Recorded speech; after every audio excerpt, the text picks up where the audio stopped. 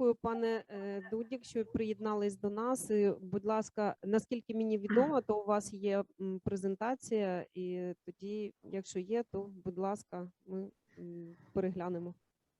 Thank you very much, Mr. Dudik, for having joined us. And as far as I know, you've got a presentation, and after presentation, we may have the discussion. Okay. So first of all, hello to everyone. Перше, всім привіт. As I was introduced, my name is Dudik Mazor, and I'm the CEO and owner of a company named Dog School, the Center for Advanced Dog Handling.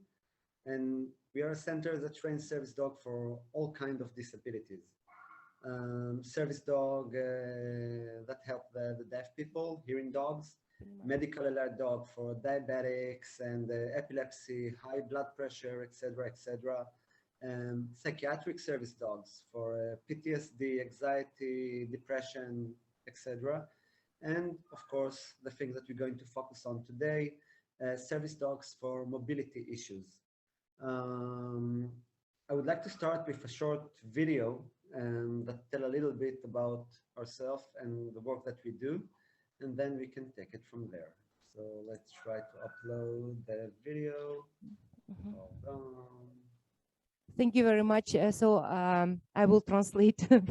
So my name is Dudik Mazor. Вибачте. Мене звати Дудік Мейзер. Я власник компанії, яка займається сервіс, який надає моя компанія, це допомога з собаками. Чим ми займаємося? Допомагаємо різним людям з різними вадами, з різними проблемами. Це і психіатричні проблеми, наприклад, депресія, це і фізичні проблеми, наприклад, люди, які мають високий тиск яких підвищується дуже часто, або людей хворі на діабет. Тобто ми тренуємо собак спеціально для того, щоб вони допомагали людям, які мають проблеми із рухливістю. So let's start the video and continue after it. Давайте почнемо відео, 15 хвилин.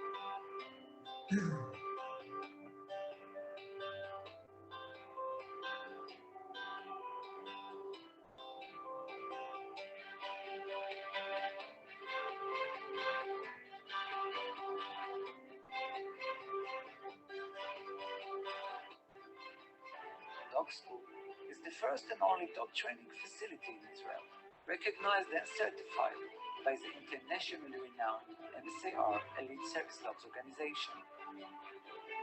Dog School has been chosen to provide service dogs for clients in Canada, the United States, Europe, and Israel, in accordance with MSAR's highest level training protocols.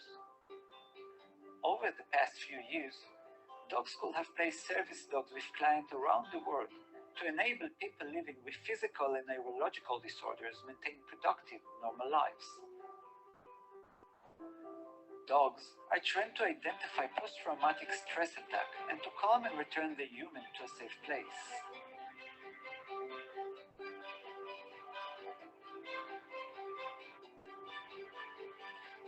They are trained to recognize life-threatening situations in pre-existing conditions, including epilepsy, multiple sclerosis, diabetes, or heart disease, and go for help. and they are trained to perform dozens of mundane daily tasks for people with mobility challenge who can live independently with their dog's assistance.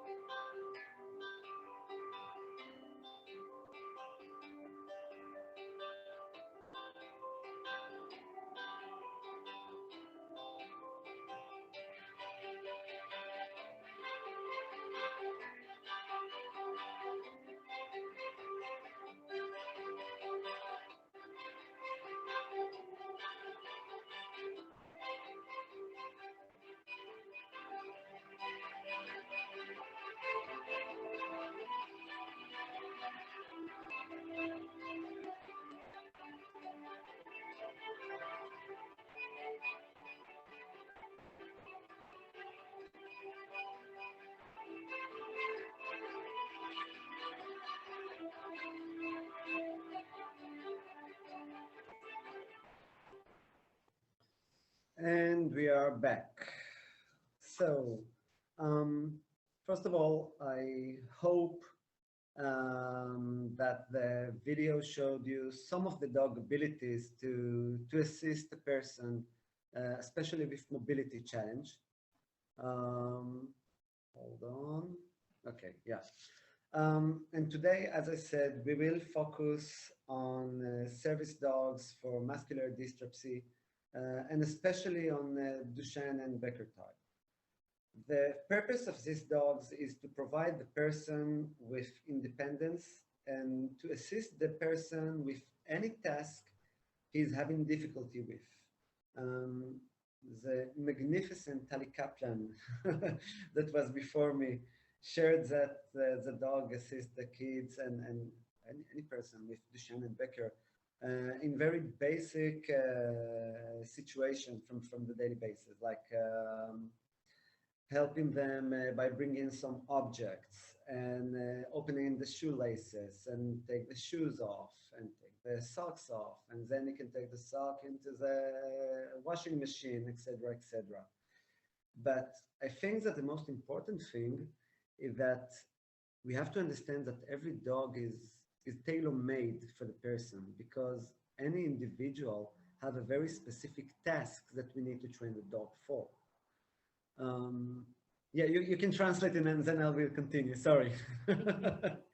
Ми тренуємо собак, по-перше, основним таким вмінням, наприклад, розв'язувати шнурки, знімати носки, шкарпетки, відносити шкарпетки до пральної машини і так далі.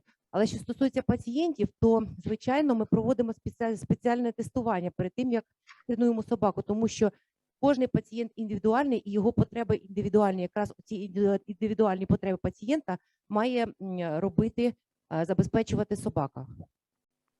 So, as I said, every person has specific needs. And as you saw in the video, there is a dog that we train to feed the person. And as far as we know, this is the first dog ever who's feeding a person and not the other way around. Yeah, you can translate. Thank you. Як я вже сказав, що кожен пацієнт має специфічні потреби, тому собака має бути також специфічно тренована. Як ви бачили на відео, там собака годувала пацієнта. І наскільки я знаю, це взагалі перша собака в світі, яка годує пацієнта. I also want to tell you about a lady with Duchenne here in Israel that one day when she was heading off for some arrangements, her hand fell from the joystick of the wheelchair, and she had very weak hand movement, and she couldn't lift the hand back to the joystick, and she was there stuck in the middle of the street for about an hour until someone came and helped her and put her hand back on the joystick. So due to this incident, what we did is to train her dog to hold her wrist and put it on the steering wheel, on the joystick of the wheelchair. Because at the end of the day, we're talking about being able to be independent and not always to be on the waiting for someone else's assistance. У нас була одна леді, пацієнтка із синдромом Дюшена, і був такий випадок, коли ця жінка поспішала на зустріч, вона використовувала крісло, і коли вона поспішала, в дорозі у неї рука просто спала із пульта управління цим кріслом. І ця жінка стояла посеред дороги цілу годину. На жаль, її рухливість рук була дуже низькою. Ця жінка стояла протягом години, поки хтось не підійшов і не підняв її руку назад, щоб вона могла управляти своїм кріслом.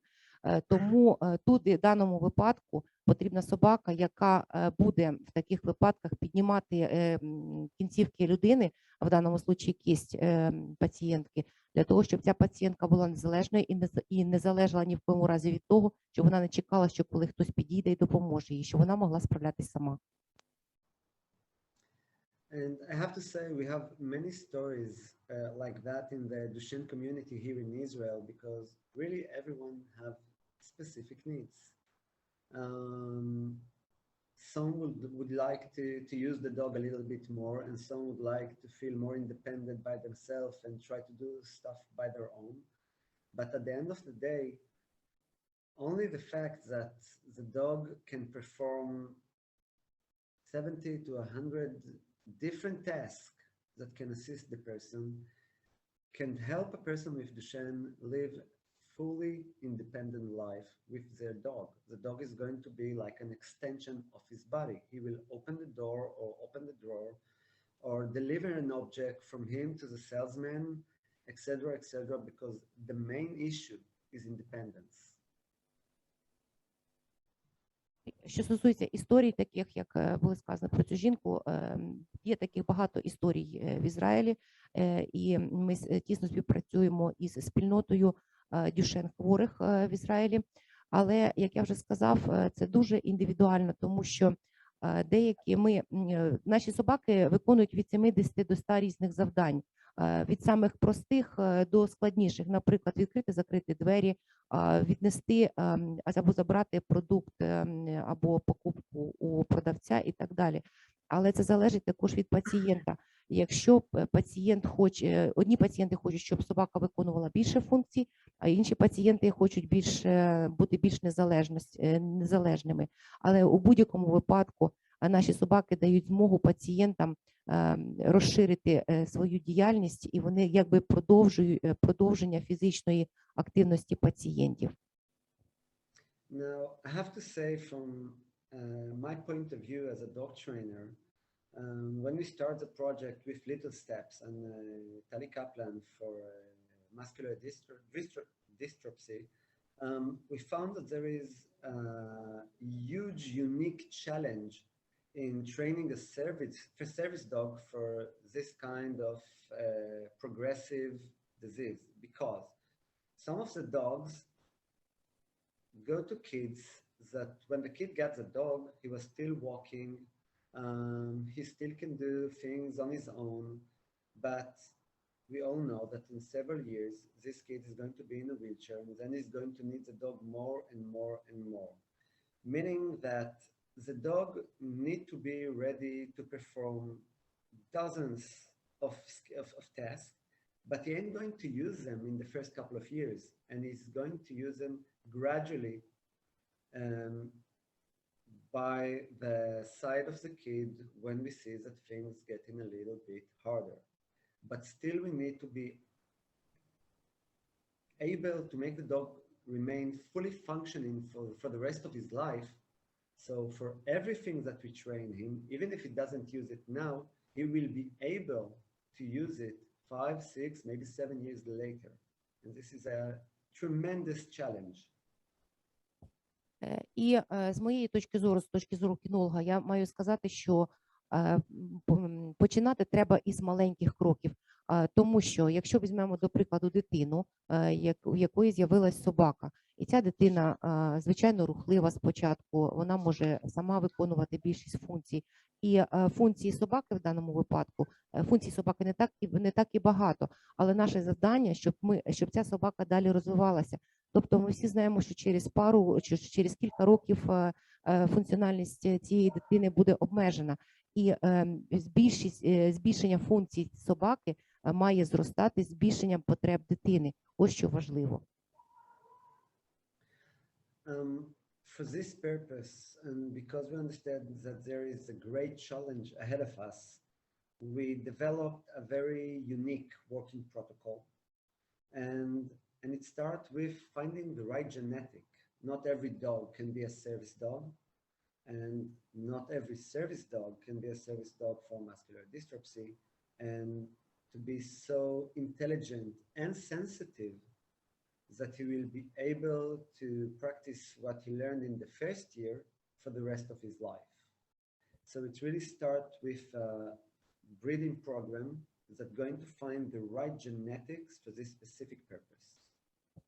І якраз цією метою, основуючись на генетичних показниках, ми розробили спеціальний протокол, тому що не кожна собака, не кожна собака може бути до потрібного, в потрібній мірі розумною і чутливою до потреб пацієнта, і особливо це стосується пацієнтів із хворобами Дюшена.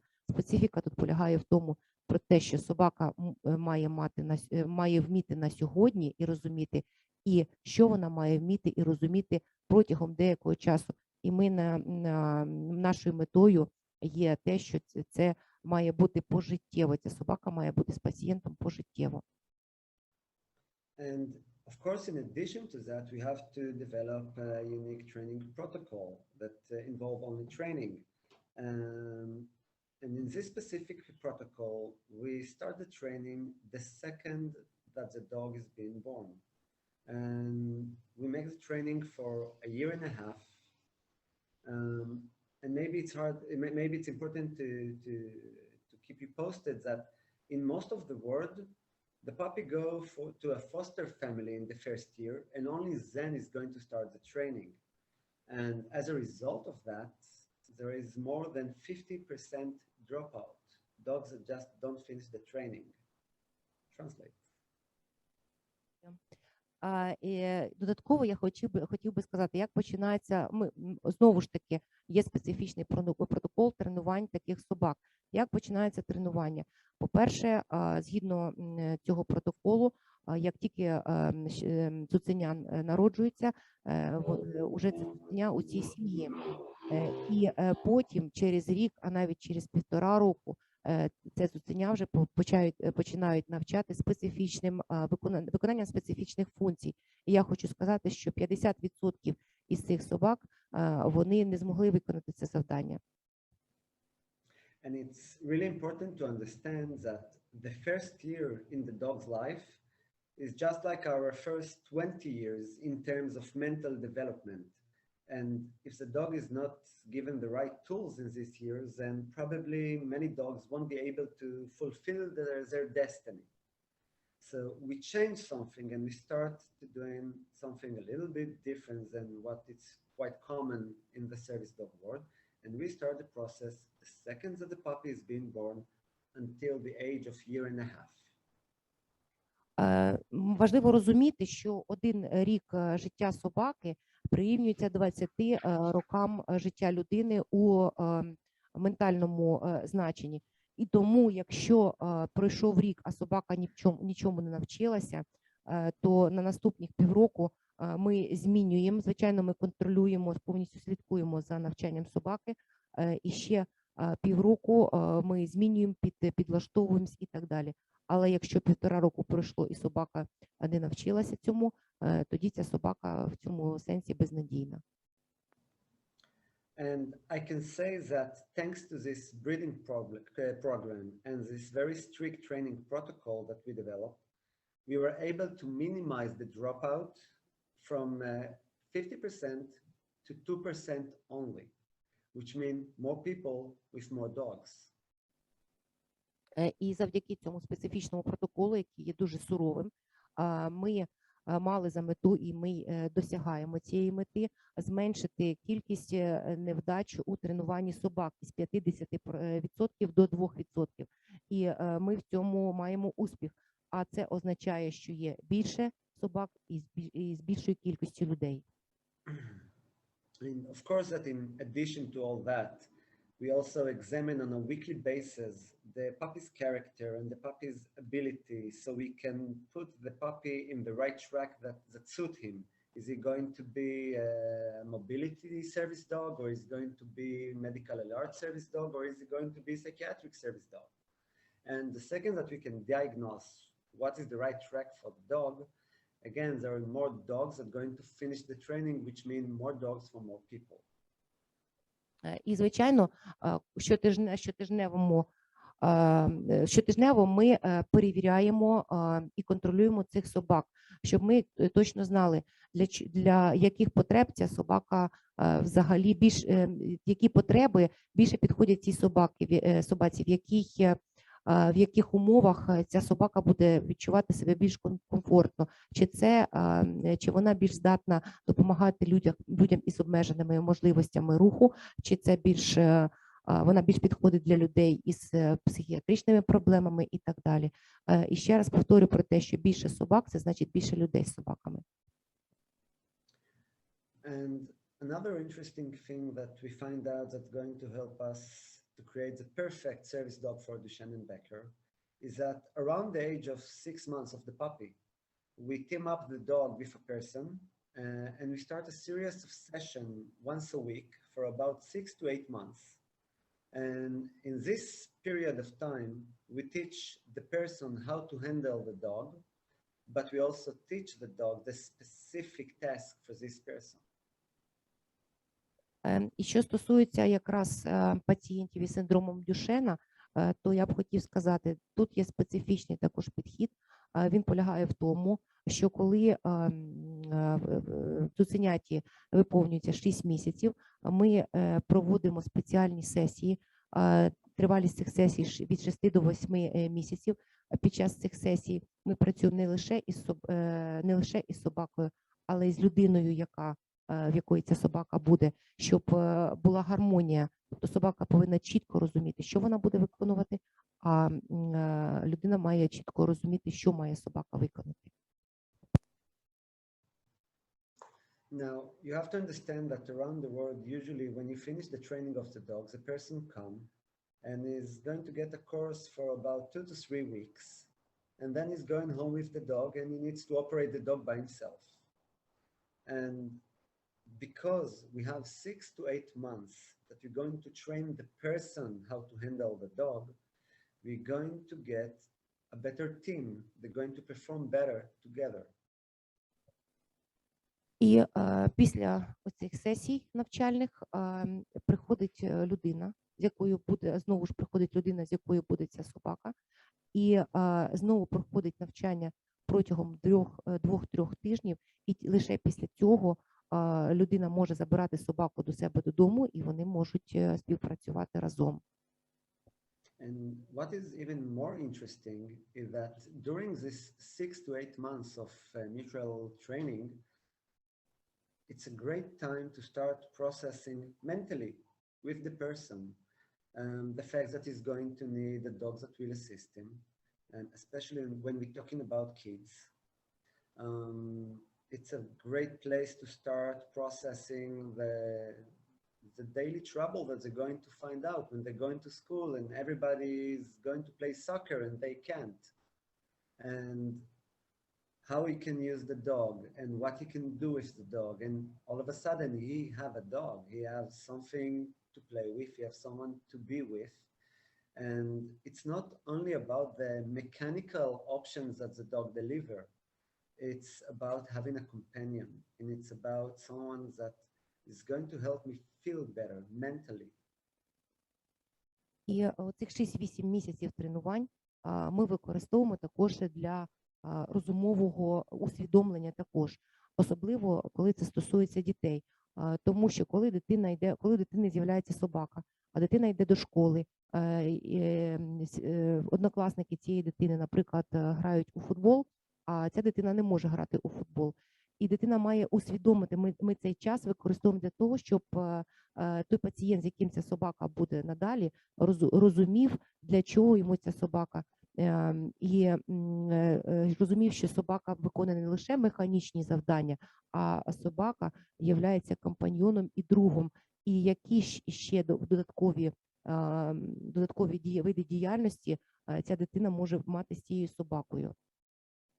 And at the end of the day, what we're trying to create is an holistic program that, in one hand,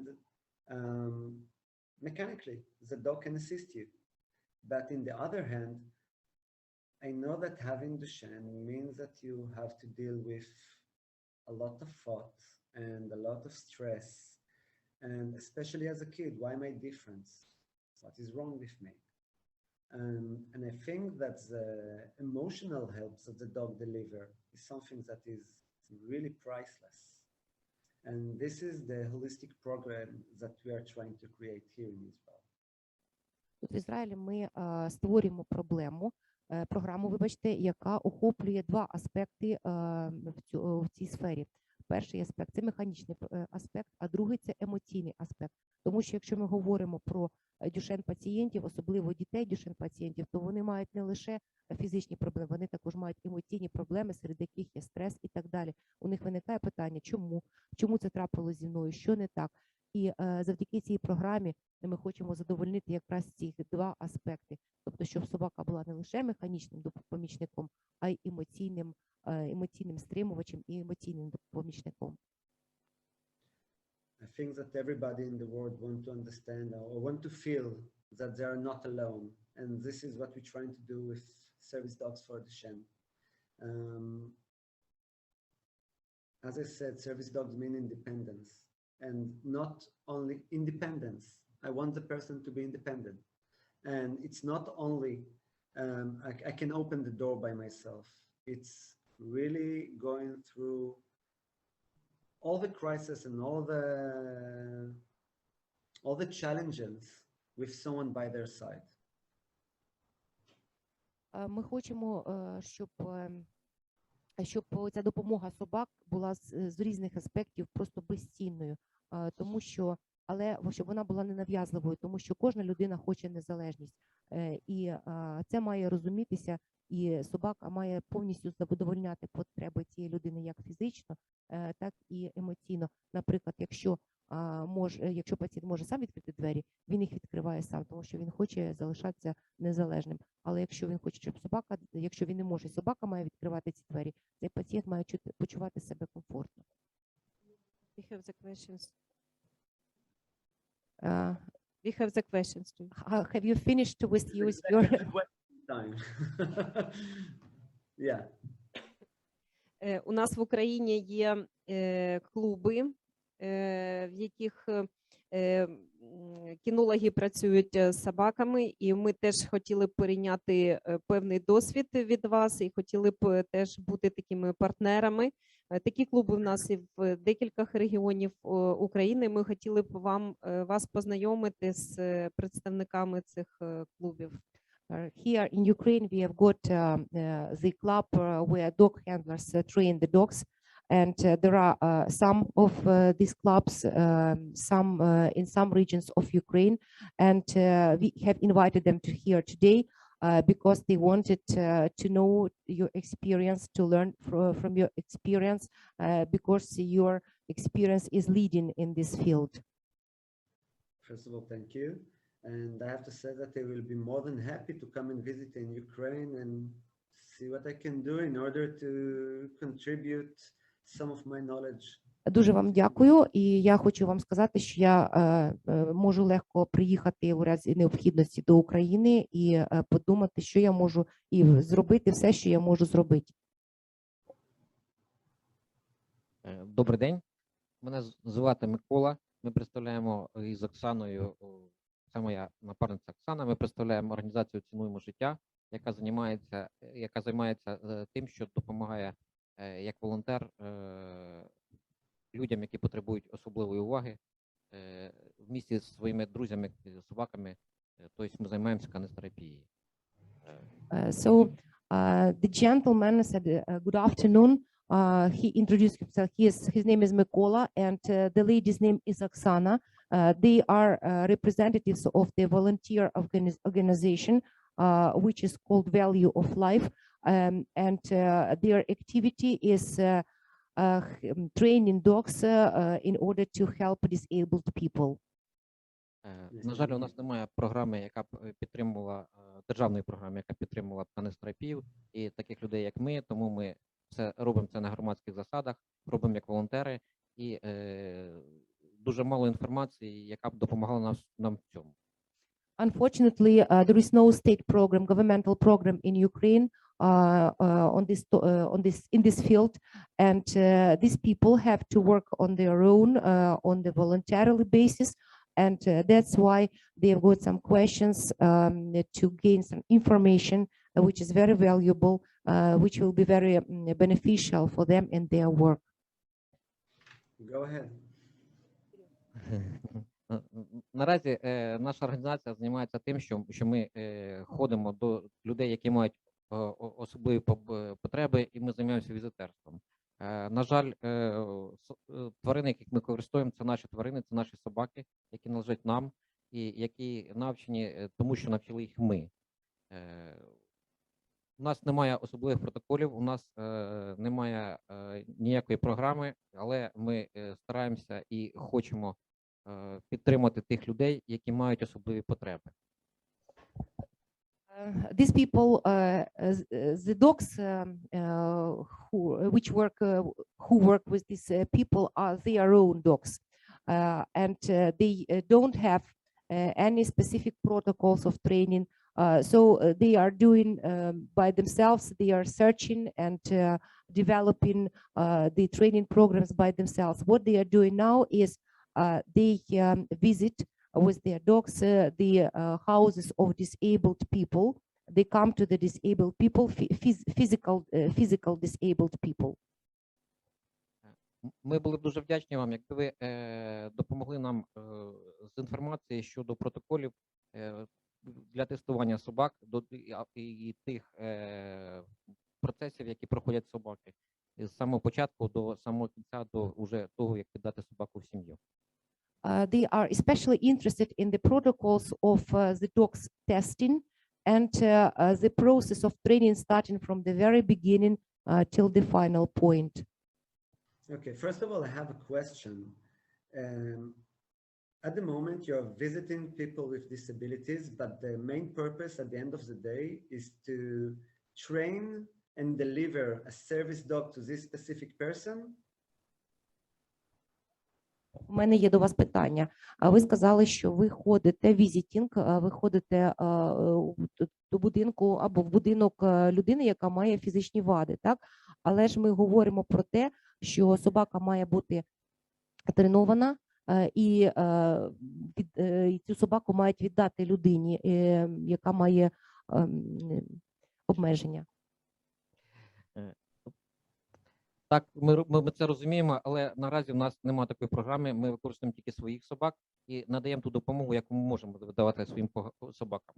Наразі це психологічна підтримка людини, наразі це якась емоційні підтримки, ну, те, що може. The point is that they have their own dogs, so they don't have any special dogs for training, so they use their dogs they are having. And the assistance they give to disabled people is mostly emotional and psychological. So they work mostly with people who have psychological disorders, but not very severe. I understand. So first of all, I have to say that we are not talking about service dog. We are talking about therapeutic canine, okay? Which means therapy with dogs, which is also, it's a great thing, something that we do here also. And I don't mind helping you with this also. I think that if you'd like to get my email from Marina, and I can send you some of our protocols and some of our activities that we can do with this specific disabled, Duchenne, Becker, etc., etc. I think it might be very good for you. Я зрозумів, в вашому випадку мова йде не про собаку, яка може обслуговувати цю людину, а ми говоримо про терапевтичну собаку. І щоб вам допомогти, якщо Маргарита може дати імейл цього лікаря, і він вам може надати інформацію щодо тренування собак якраз із синдромом Дюшена. Так, ми були б дуже вдячні і Маргариті, дуже вдячні і вам за надану інформацію, але в нас ще є деякі питання, я передам мікрофон Оксані, вона хоче задати вам ще особисто питання. They would be thankful if you could send this information. They will definitely get the email from Margarita, but they still have got some questions. Добрий день. Я хочу спитати про нашу реальність, тому що у нас собаки не будуть віддаватися, да? Наші собаки навчені кінологічно, да, дресовані, але вони будуть віддаватись в сім'ю. І тому, як ви бачите, можливо, у вас є якийсь погляд на це саме в розрізі питання дітей або людей з хворобою Дюшена. Яка це може бути взаємодія, коли собака там буде наносити це візити, да, там 2-3 рази в тиждень або там раз в тиждень, як це може бути і які, можливо, протоколи або програми можуть бути по взаємодії. Тобто, можливо, там якась мінімальна рухова активність і буде розвиватися. Да? Це не та собака, що присутня завжди з дитиною, а та, що робить візит. Дякую. So currently, there is no any opportunity. The reality is that there is no any opportunity for the dogs to be trained purposely and left with the patient. And the lady would like to know your ideas and your thoughts about the possibility when the dogs can be brought to the Duchenne child with the therapeutical purpose, just namely for 3-4 hours. So the purpose of this visit might be not servicing, but the emotional support, psychological. So first of all, I would highly suggest not 3-4 hours. It's exhausting to the kid and to the dog. Я, по-перше, запропонував обмежити час відвідин. Це не має бути 3-4 години, тому що це виснажить і дитину, і собаку. We're talking about sessions that are going to be somewhere around 45 minutes to an hour top. І такі сесії мають бути від 45 хвилин, максимум 1 годину. The session should be on a weekly basis. Це має бути щотижнево. Again, I would suggest that it will be no less than 10 sessions. Але загальна кількість сесій має бути не менше 10. And I think that before we start this the 10 session process, I would sit with the parent and try to understand what the difficulties that the kid is having emotionally. Okay, what he's frustrated with. Yeah, translate, it's okay. І перед тим, як приступати до цих 10 сесій, я б на вашому місці спочатку поговорив із батьками дитини, щоб вияснити, що турбує дитину, на які аспекти вам більш всього потрібно звернути увагу. And I think that if the activity with the dog will be around the issues that frustrating and creating the distress for the kid, this will help us to make him talk about it, process it with us. And we can use the dog as a mirror, as an example. Let's say that you are highly frustrated and shout a lot about everything, okay? Working with the dog can start create a new behavior, because when you're going to shout at the dog, he ain't going to listen. So let's practice a little bit some skills of how I can ask nicely. And when I get the feedback from the dog, it's really something that can escort me later on, even through the families, the friends, and all kinds of circles around us. І до прикладу, якщо взяти конкретний приклад, то, наприклад, дитина роздратована, часто кричить, не чує оточуючих. В цьому випадку собака може бути якраз провідником того, що за допомогою собаки ви можете змінити поведінку дитини, щоб потім це транслювалося і на оточуючих. Наприклад, якщо дитина зрозуміє, що якщо вона кричить на собаку, а собака її не слухає, дитина має розуміти, що за допомогою крику нічого не буде, вона нічого не досягне. Якраз собака має стати посередині провідником між дитиною і оточуючими. Now, again, I want you to understand that what I'm talking about are general ideas, because at the end of the day, even here, it's have to be specific for the kid. But I think that one of the main things that I would like to get through this kind of process is I want to explain the kid how a dog pack is working.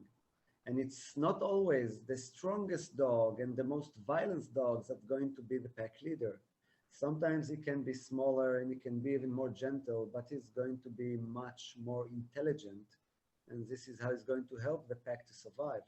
And if I can reflect this to the kid, that it's okay that you're not the best runner or the best athlete at school, but you have other strengths that you can use. You can also be a leader. Я б хотів наголосити, що зараз ми мову ведемо про основні завдання. І ще собака не обов'язково має бути велика собака. Собака може бути і маленькою собачкою. За допомогою цього дитині пояснюється, тобто на собаці відображається стан дитини. І дитина, за допомогою собаки дитині потрібно пояснити, що вона може бути не першим бігуном в класі, що вона може бути не першим в фізичних якихось показниках, але вона може бути лідером, дитина може бути лідером у інших аспектах, наприклад, розумових аспектах чи інших. And at the end of the day, the main issue is to empower the person, to empower the kid and make him feel a little bit better about himself and not that he's different, okay? I can give you plenty of examples, even agility course, but to do it on his own pace, it's okay. It's not a competition, but you are capable of doing. I think this is the main issue, to make him remember that he's capable of doing everything. Основне, що дитина має зрозуміти за допомогою собаки, це те, що ця дитина самодостатня, що вона не відрізняється ні від кого іншого, і щоб ця дитина була у собі впевнена, що він може це робити сам, що в нього все в нього вийде, і сам дитина має бути впевнена в собі. There is one more question from the lady. Хочу спитати, якщо, звісно, це все індивідуально, але якщо дитина звикає до однієї собаки, да, чи можна тоді змінити на меншу? Тобто у нас декілька собак, да. Чи це все з огляду індивідуально, як дитина? Чи краще змінювати велику, маленьку, там, лабрадора на пуделя, карликового? So the question is the last but not the least.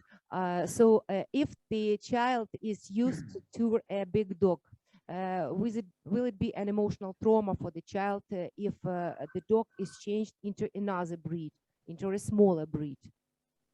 Well, first of all, it's not a trauma because you want to fit the dog to the person. And if someone is afraid of big dogs, of course, I'm going to start with a small dog. And if someone is connecting only to big dogs, I can try to expose them and let him experience with different breed. Okay, we are all different at the end of the day, same with dogs. So I think it's something that I can gain from this also. Okay, because the whole time you have to remember we're talking about process, and we're talking about empowerment, and we're talking about making the kid think and to reflect something from what he's going to have in this specific hour to his life. Okay. Відповідь на це питання таке, що, розумієте, все залежить від дитини. Коли з якоюсь собакою дитина почуває себе комфортно. Якщо є діти, які бояться великих собак, і є діти, які краще подобаються так, це треба просто підбирати собаку. Так. And I really want to say that feel free, take my mail, send a lot of questions, because I can take you the whole time of the conference. And there is a lot of details that we have to go through. Почувайтесь вільно щодо писати йому емейл, і він відповість на всі питання, тому що він може говорити весь час конференції. Thank you very much. Thank you. Дякую вам, дякую за погодження зустрітись, дякую за погодження ділитись досвідом. І сподіваюсь, ми обов'язково вас запросимо в Україну. Thank you for our discussion. Thank you for you having agreed to answer the questions, and hope that you will fulfill your promise to come to Ukraine one day to help us with this issue. I will be happy to.